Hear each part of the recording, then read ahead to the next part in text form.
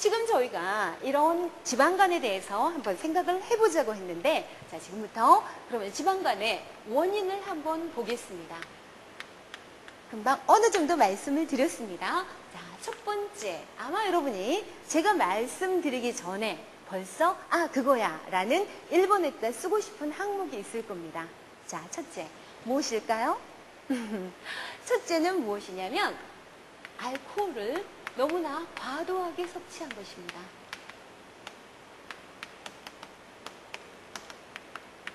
알코올을 너무나 과도하게 섭취했을 때, 말씀드렸죠, 조금 전에. 알코올을 해독작용하느라고 간에서 지방을 가수분해하지 못합니다. 축적되어져 버린다라는 거죠. 다음 두 번째 원인은 무엇이 원인이 되냐면요, 요즘에 패스트푸드, 아주 무서운 것이라고 들어서 알고 있습니다. 패스트푸드, 말 그대로 즉시 나오는 음식이죠. 그러면 즉시 나오려면 그 음식은 오랜 동안 보관이 가능해야 됐을 겁니다.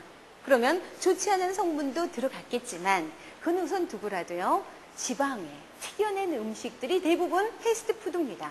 지방에 튀겨냈는데 그 음식들에는 여러분 아마 많이 들어봤을 겁니다. 거기에가 트리지방산이라는 아주 가수분해가 전혀 간에서 안 돼버리는 성분들이 많이 들어있다는 것입니다. 이런 식습관의 변화가 지방이 간에 많이 축적되도록 하는 이유가 되어진다는 말씀입니다. 다음 세 번째, 당뇨병. 여러분, 당뇨병하고 간이 크게 관련이 있을까라는 생각을 혹시 할 수 있습니다. 그렇거든요. 당뇨병은 뭐대? 여러분, 당뇨병 그럼 뭐라고 생각하십니까?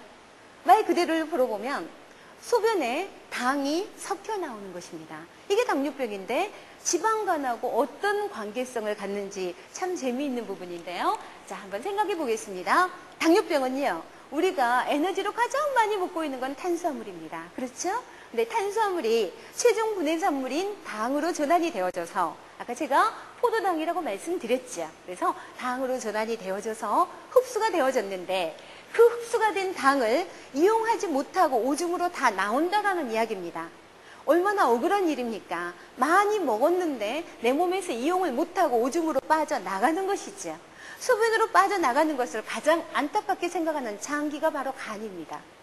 그래서 간에서 이 상황이 어떤 경우냐면, 간에서 너무 밖으로 빠져나가는 소변으로 빠져나가 버리는 당이 아깝잖아요. 그래서 간에서 당을 지방으로 전환시켜 버립니다.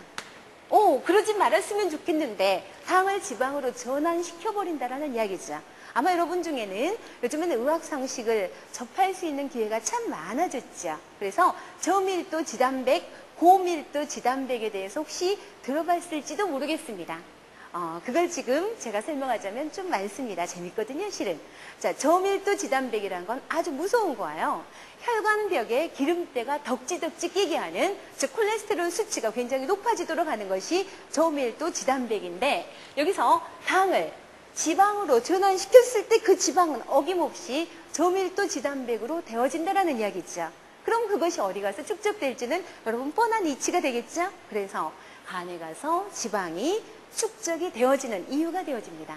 여기서요, 여러분 아마 들어본 것 중에 당뇨병, 그럼 발가락이 썩는다, 그리고 합병증 때문에 죽는다, 이렇게 표현을 많이 들어봤을 겁니다. 어디서부터 비롯된 이야기냐면요, 금방 제가 말씀드린 것처럼 저밀도 지단백 수치가 높아져 버리면 혈관에 기름때가 낍니다.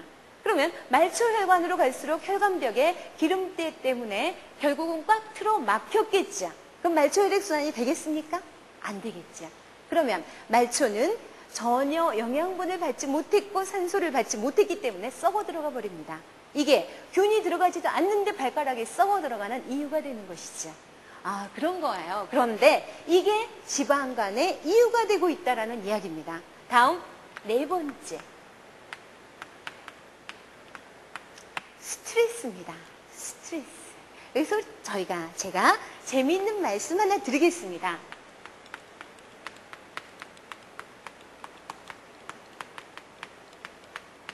참 재밌는 말이죠. 죽음의 칵테일. 무서운 말인가요? 그렇죠. 자, 죽음의 칵테일이란 무엇인가?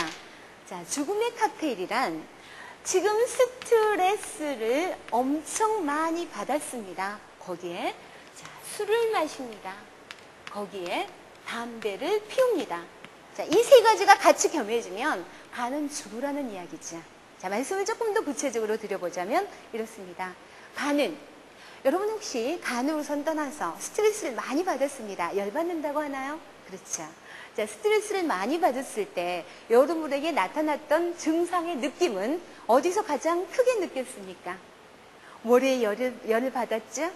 그보다 더 느껴지는 것은 가슴이 두근거렸을 겁니다. 심장이 두근두근거렸죠? 많이 속상했죠? 온몸이 부들부들 떨리기도 하죠?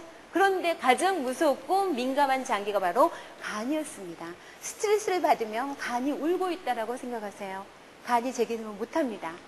그럴 때 간에게 술과 담배까지 주면서 해독작용을 하라고 합니다. 어떻게 할까요? 이 간은 정말 제 기능을 해낼 수 있을까요? 못하죠. 그래서 스트레스를 많이 받으면서 술과 담배를 겸하고 있다. 이것은 죽음의 칵테일이라는 이야기죠. 그런 의미에서 간에서 제 기능을 못 해버리기 때문에 스트레스를 많이 받으면 뭐가 되겠습니까? 지방간이 되겠죠. 자, 여기서 여러분 아마 재미있는 얘기 한마디. 여러분 화가 났어요 오늘. 화나 죽겠다. 열받아 죽겠다. 오늘 소주에 삼겹살 한잔 하자. 자, 소주의 삼겹살이 여러분이 얼마나 무서운 것인지 한번 느껴보자라는 얘기입니다. 자, 소주. 여기에는 알코올이 아주 과도하게 많이 있다는 거 여러분 다 압니다. 그렇죠? 삼겹살, 지방 덩어리죠. 그렇죠? 그러면 이것들을 기분 좋을 때 소주와 삼겹살은 좋습니다. 그럴 수 있습니다. 충분히. 간이 기분 좋으니까 충분히 제 기능을 해내고 있습니다. 지방도 가스분해 잘하고요. 그리고 알코올도 충분히 해독작용을 해냅니다. 문제는 스트레스를 많이 받고 있을 때는 안 해버린다라는 이야기죠. 이 점이 아주 무서운 이야기입니다. 자, 여기서 우리는 죽음의 칵테일을 제가 말씀드려본 것은 내가 간 기능이 좋지 않다면 적어도 그거는 피해야 되겠다. 이런 생각을 한 번쯤 해보자는 이야기고요. 한방에서는 간의 질환이 있을 때 가장 치료의 첫째를 정신적인 안정으로 꼽고 있고요. 화를 많이 내는 사람은 간이 망가진다라고 말을 하고 있습니다. 여러분 아마 주변에 들어봤을 겁니다. 간이 많이 나빠져 버렸어요. 간경화증, 간암이 됐습니다. 근데 그 사람이 평소에 술을 많이 마셨냐? 또 기름진 음식을 좋아했냐? 아니었어요. 그 사람은 전혀 술을 마시지 않았습니다. 단지 굉장히 외골수적인 성격을 가지고 있습니다. 화를 잘 내죠. 똑같은 상황에 그 사람은 몹시도 화가 났습니다. 그러면 간은 울고 있습니다. 간의 기능이 망가지는 거죠. 그래서 평소에 전혀 술을 한 잔도 안 한 사람도 간암에 걸리고 있다라는 얘기입니다. 이렇게 자, 지방간에 대한 얘기를 하다 보니까 간이란 이런 것이야 라는 느낌을 여러분이 전해받을 수 있었을 겁니다. 자, 여기서 우리는 지방간의 원인을 얘기하고 있었는데요. 이 중에 여러분 어떤 게 가장 무서울 것 같은지요? 제가 아까 말씀을 좀 드렸습니다. 조금 전에 제 말을 다시 한번 생각을 해보면 자, 이 원인들 중에 물론 제가 스트레스에 있다가 굉장히 많은 부분에 부담을 안겨드렸습니다. 이거는 제가 왜 안겨드렸냐면 똑같은 상황을 우리가 접하고 살아갑니다. 그런데 스트레스를 받냐 받지 않냐는 내가 선택하는 부분이라는 이야기죠. 긍정적인 사고를 갖는 사람은 같은 상황이 주어졌어도 거기에서 긍정적인 방향을 찾아가는 거죠. 우리 몸은 간뿐이 아니라고 생각합니다.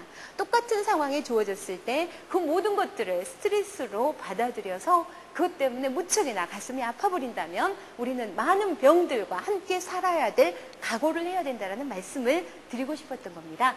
자, 여기서 가장 주 원인이 되는 것은 이것입니다. 자, 알코올을 과도하게 섭취했을 때 지방간이 가장 많이 오고요. 이것은 제가 서두에 말씀드린 것처럼 간경화나 간암으로 갈 확률이 가장 높습니다. 주의하셔야 되겠네요. 자, 그러면 지금껏 저는 원인에 대해서 말씀을 드렸었습니다. 그러면 이 원인에 대한 것을 어떻게 하면 치료가 가능하겠는지를 한번 생각해 보려고 합니다. 자, 치료 안이 더 좋은 것은 예방이라고 말할 수 있으면